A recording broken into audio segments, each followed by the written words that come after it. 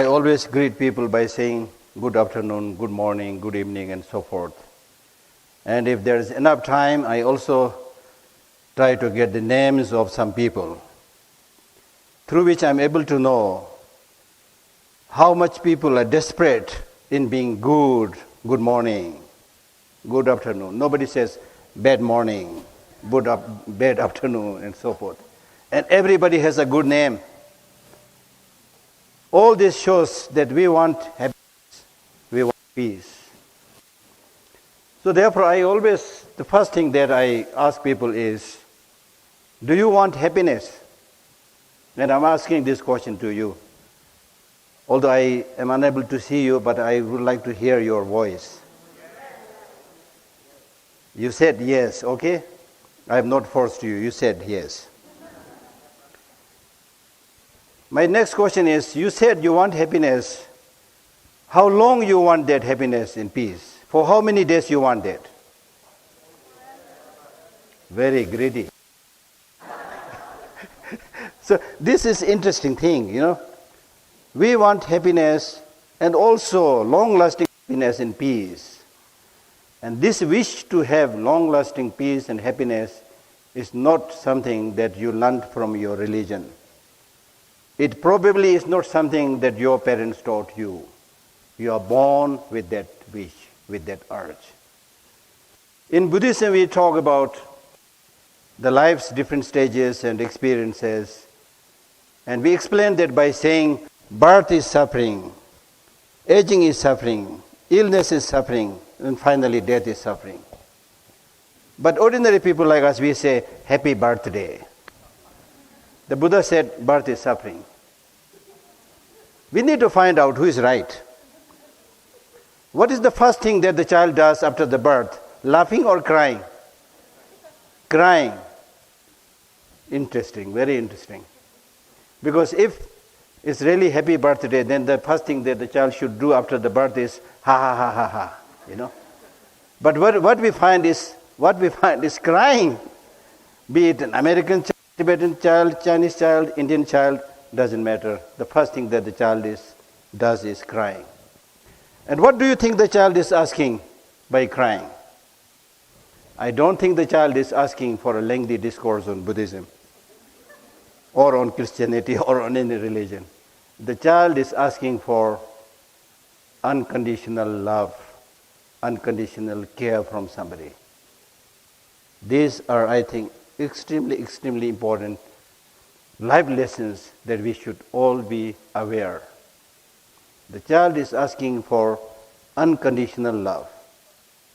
Because the child is in need of that long-lasting peace and happiness, and the child is also able to kind of figure out, based on his psychophysical state, that the source for long-lasting peace and happiness is unconditional love, unconditional love, unconditional love. Why I need to repeat these lines? I need to repeat this because when we grow up, that unconditional love disappears into thin air, and what we come up with is business love. You love me, I love you, so long as you love me. I call that business. So therefore, I choose this topic, finding happiness in an uncertain world. Now when we say finding happiness in an uncertain world, people do get some sense of finding happiness in an uncertain world. So what they do? They marry somebody. Then after a short while, they say, oh, things are changing. I should change my wife. This wife didn't work. This husband didn't work. This furniture didn't work. This car didn't work. But I change it. The next car, the next wife, the next husband is sure going to give me the long-lasting peace and happiness. So you end up whole your life changing your furniture, changing your wife, changing your husband, changing your relationship, and then you die. This is exactly what is happening in today's world, and we are not able to get their long-lasting peace and happiness. What the Buddha taught was, you need to realize things are changing, but in order to get their long-lasting peace and happiness in that uncertain, changing world is not changing the external situation, circumstances, but changing yourself. It is not changing the external, but changing within, the internal, through which you can get long-lasting peace and happiness. And why this is so? Because if you try to change what is outside of you, be it the event, be it the situation, be it the people, you have no control over these people, these events, these situations. And if you try to control them, it's wrong. You need to respect other people's life. The life of that other person is not for you to entertain you. The beautiful tree that is growing outside there is not to entertain you. It has its own life. Respect their life. Be it a human being, be it a tree, whatever. Respect their life. And try to learn to live in harmony with the nature. So the way to get that long-lasting peace and happiness, there are many, many different steps. One step is living in harmony with everybody, living in harmony with nature, living in harmony with your thinking and your body and so forth.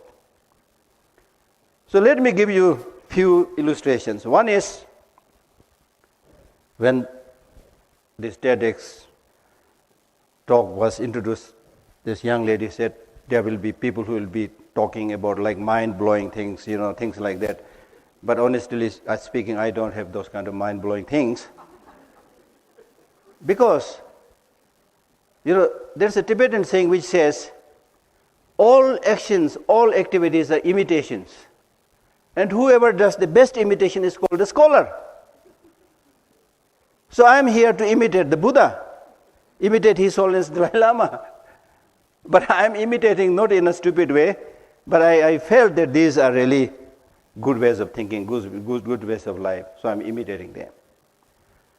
So therefore it is important to realize the fact that if you want that genuine long-lasting peace and happiness, learn to live in harmony with nature, as I said earlier. And I'll give you an example. In order to live in harmony with the nature, you need to understand nature. And that's why the first teaching that the Buddha gave after his enlightenment was teaching people live in harmony with nature. So the first teaching that he gave us on impermanence, uncertainty, change, which is so relevant in today's world. Everything is changing. Everything is in a flux. And out of that first topic of impermanence, the first thing that he taught was death. How many of us are here who meditate and contemplate about death? I doubt. Everybody is preparing to live. Even if you ask an old man, 95 years old, are you going to die soon? Yes, I'm very old, I'm going to die soon. Are you going to die today? Today maybe not. That is the situation. Now why this teaching is important? This teaching is important if you are somebody who has this clear understanding that today may be my last life, last day. There will be quantum leap in changing your life. If you don't have that understanding, then there will be hatred, corruption, exploitation, resentment, lack of concern to other people's well-being, and so forth. If you understand that, your life will be completely transformed. I tell you a short story of an encounter of a mother with her child who was very sick. And the mother brought their child to the Buddha. And immediately the Buddha said, oh, this child is going to live only 1 year. And then the child started crying. And there was no way to really console him. So after several months, the child came back to the Buddha. And the Buddha said, what have you been doing during the last few months? Did you do anything that's harmful to other people? Did you kill anybody? Did you say any nasty thing to other people?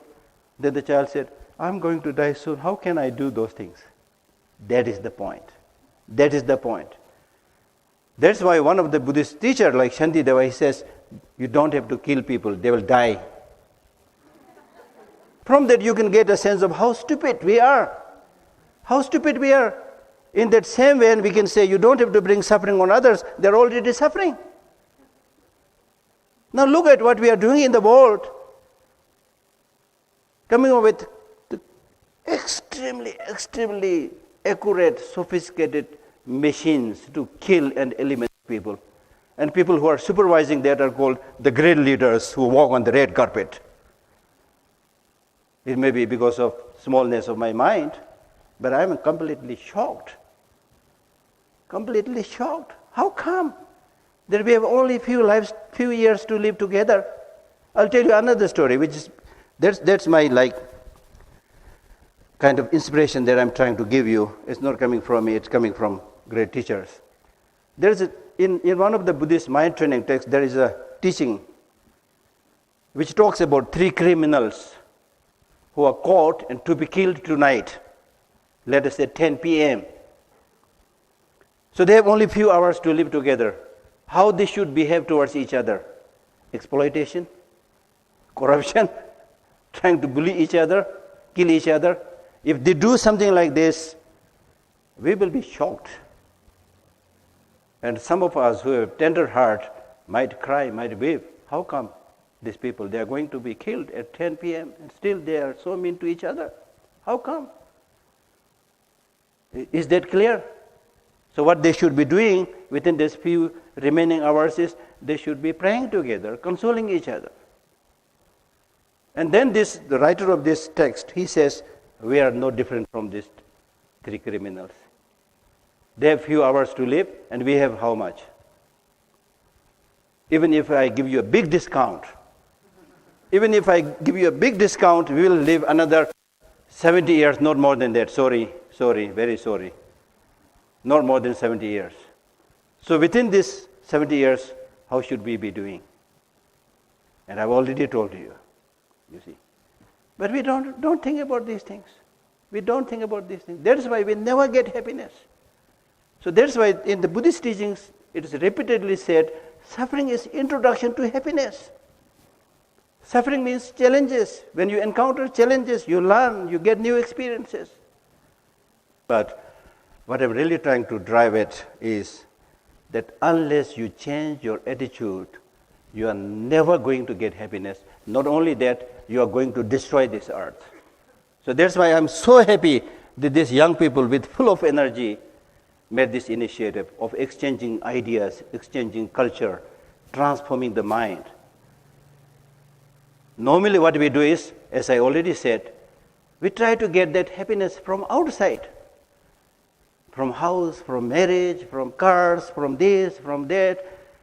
And we are so much after these material pursuits. Today, everybody is running. Walking is too slow. Train is too slow. Car is too slow. Flying still slow. I am shocked to learn this. All these vehicles are supposed to be facilities. All these technological products are supposed to be facilities. If these are facilities, then why do we have to run so much today? The facilities should give us more time to engage in more human creative activities. More time to spend with the families. Are we getting that? We are not getting that. We are running and running. Everybody says, I am busy. If to be busy is very important. I want to remind you, to be busy is not important. What is important is, what are you busy about? What are you busy about? And it is because of this rush towards the sensual pleasures, material objects, that we are now destroying the whole planet. Because the so-called concept of development in modern world is material development. Material development has to come from external physical objects. External physical objects have limitation. How can you make unlimited progress from limited resources? So we are already destroying the environment. So it's so important to have this kind of exchange program and then make initiative and discuss how to solve these problems. And we are so good in coming up with a destructive weapon which is so accurate that you can hit the enemy in the right or left eye, but we are unable to remove the garbages in the street. We are unable to do away with the pollutions. Because there is no concern. There is no genuine care. If you have this genuine care, genuine concern, why can't we deal with these floods which comes in a place every year? Why do we have these choked drainages, which is happening every year? Why can't you solve these problems? Why can't you reduce these pollutions? Because we have no concern and care for other people. We are only fond of doing the show business. So therefore, these days I'm actually not very fond of speaking, and especially to people like you, because to speak to you is like preaching the convert. You're all good people. Those people who are engaging in more destructive activities may not be here. So the question is how to reach them. And then in Buddhism we talk about ignorance as the root cause of suffering. But these days I add another sentence by saying, yes, ignorance is root cause of suffering, but inaction is also cause of suffering. So it is important to not only talk, speaking is very good. So next time you come up with an idea of doing something concrete, so that people are able to see that you are not just talking, but also doing. Thank you very much.